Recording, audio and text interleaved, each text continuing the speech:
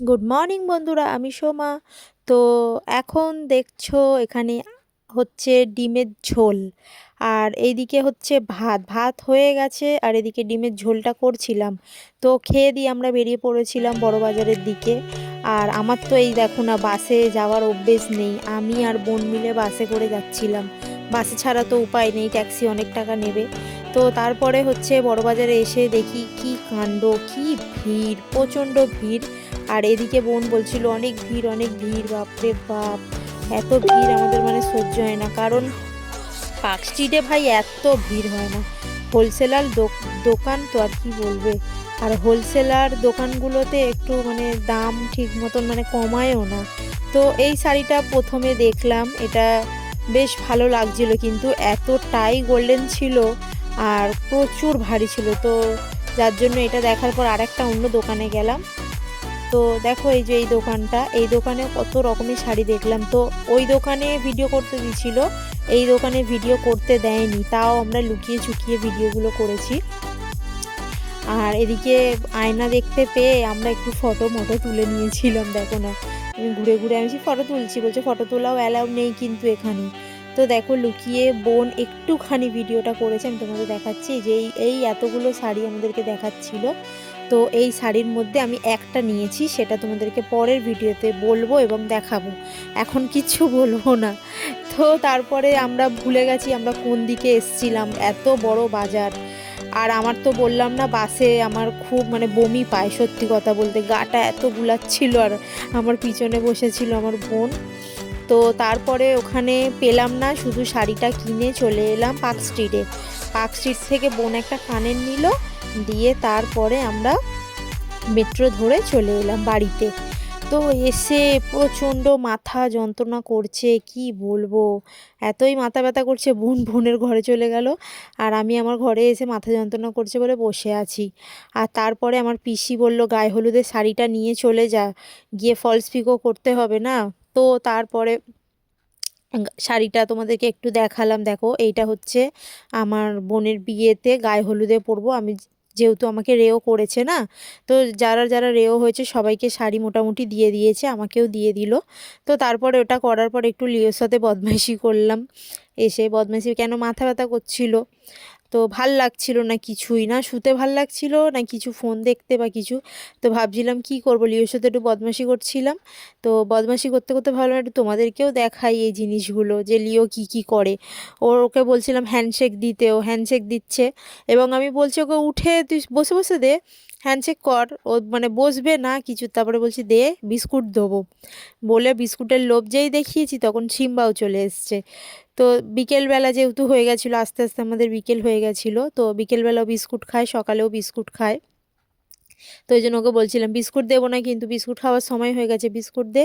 তখন বলতে ও সিম্বাও চলে এসছে, লিও উঠে বসে পড়েছে। আর এতক্ষণ ধরে বলছিলাম, বসছিল না। আর একটা জিনিস দেখো, এদিকে ওর হাত ধরে টানাটানি করব, মুখটা কীরকম করবে, হ্যান্ডশেক দিতে দিতে মুখটা এবার কীরকম করছে।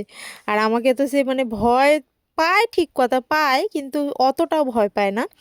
মানে ওই ওই দাঁত মুখ যা খিঁচায়, আর আমার তো ভয় লাগে, এক দুবার কামড়েও দিয়েছিল, হসপিটালে যেতে হয়েছিল আমাকে। তো তার মধ্যে দেখো না, লিওর সাথে একটু খেলছিলাম। তো তারপরে বর পাশ থেকে বলছিল আমাকে যে আমাদের যে পাখি, বদ্রিকা পাখি আছে, ওই পাখিগুলোকে খেতে দিয়ে দাও, ওদের খাবারটা শেষ হয়ে গেছে। তো লিওর সাথে একটু খেলাধুলা করে গেলাম, পাখির খাবার চেঞ্জ করলাম, জল চেঞ্জ করলাম। আর এদিকে তো লিও কি বদমাইশি, মানে খালি বিস্কুটের ডিব্বার দিকে দেখছে, আর আমি ওদিকে হাত ধরে টানছি বলে আমার হাতে কামড়ানোর চেষ্টা করছে বারবার করে। বহুত বদমাশ হয়ে গেছে লিওটা। তো তারপরে চলে গেলাম এর সাথে বদমাইশি করার পরে। আর হ্যাঁ, তোমাদেরকে একটু দাঁতগুলো দেখাচ্ছিলাম, দাঁতগুলো কি সার্ফ, একটু লাগলেই হাত মানে নয় গর্ত হয়ে যাবে, নয় ফুলে যাবে ওই জায়গাটা যেখানে লাগবে, এরকম ওর মানে দাঁতগুলো এরকম এত সার্ফ। তো এর সাথে খেলার পরে ও দেখলাম শুয়ে পড়লো, তো আমি গেলাম পাখির খাবার দিতে। পাখির খাবারটা চেঞ্জ করলাম, জল চেঞ্জ করলাম, তোমাদেরকেও এই ভিডিওর মধ্যে আছে, তোমাদেরকে দেখালাম একটু আমি কীরকমভাবে পাখির খাবার চেঞ্জ করি। তো তারপরে পাখির খাবার টাবার চেঞ্জ করার পরে বর বলল কি যে মেলায় যাবে, কেন মেলা হচ্ছে আর একটা দিন বাকি, এমনি মানে 23 তারিখে শেষ হয়ে যায়, আর ভাঙা মেলা ওই 3 দিন মতন থাকে। তো তার জন্য এইগুলো করার পরে তো মেলায় একটু যাওয়ার জন্য বরকে বললাম তাহলে তুমি রেডি হয়ে যাও, আমি পাখির খাবারগুলো চেঞ্জ চেঞ্জ করে নিই, তারপরে রেডি হচ্ছি। তো দেখো এদিকে পাখিগুলোকে আমি লোভ দেখাচ্ছিলাম খাবারের জন্য, ওরা খিদে পেয়েছে। তো যার জন্য, আর এই পাখিটা আমার খুব প্রিয়, ও আমাকে চেনে। দেখো আমি ওটাকে বের করেও তোমাদেরকে দেখাবো। ও আমাকে চেনে এবং আমাকে ভালোবাসে খুব, যখনই ওই খাঁচার সামনে যাব ও বুঝেই যাবে যে আমি ওর খাবার দেওয়ার জন্য এসেছি। তো হাতে নিয়ে নিয়ে একটু একটু কামড়ায়, লাগে না কিন্তু একটু কামড়ার মানে খায়, যেহেতু খিদে পেয়েছে তার জন্য আমাকে কামড়াচ্ছিল। এই দেখো আমি বের করেছি, বের করে দেখো তোমাদেরকে দেখাচ্ছি। আর হয়তো আমার গলাটা আজকে একটু অন্যরকম লাগছে, কারণ সারা সকাল থেকে একটু ঘুরে ঘুরে বেরিয়েছি। আর বড় বাজার মানেই তো যা ভিড়, এপার ওপার সব পার আমাকে মন ঘুরিয়েছে, কিচ্ছু মানে কোনো কানেরও পাইনি। হ্যাঁ, কানের যেই কানেরটাও খুঁজছে সেই কানেরটাও পাইনি। তো তাই জন্যই আমাদেরকে পার্কস্ট্রিট যেতে হয়েছিল।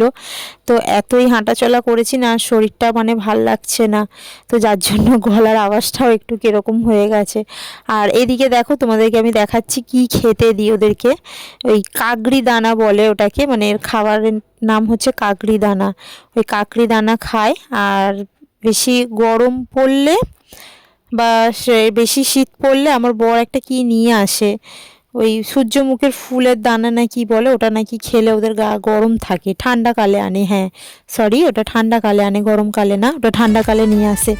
তো দেখো ছেলে, আমি আর আমার বর বেরিয়ে পড়েছি মেলার দিকে। আর যেহেতু আজকে খুব একটা ঠান্ডা ছিল না তার জন্য ফ্রক পরেছিলাম, সোয়েটারও পরিনি। পরে যখন বরের ইয়ে থেকে গাড়ি করে যাচ্ছিলাম আর এদিকে আমার বর বলছিল হাই গাইস আমরা পিজা খাচ্ছি, এগুলো বলছে। আর ছেলে খালি ক্যামেরার দিকে ঢুকে দিচ্ছে। আর এদিকে মদন মিত্রদা এসছে, তোমাদেরকে দেখায় কি বলছে দেখো।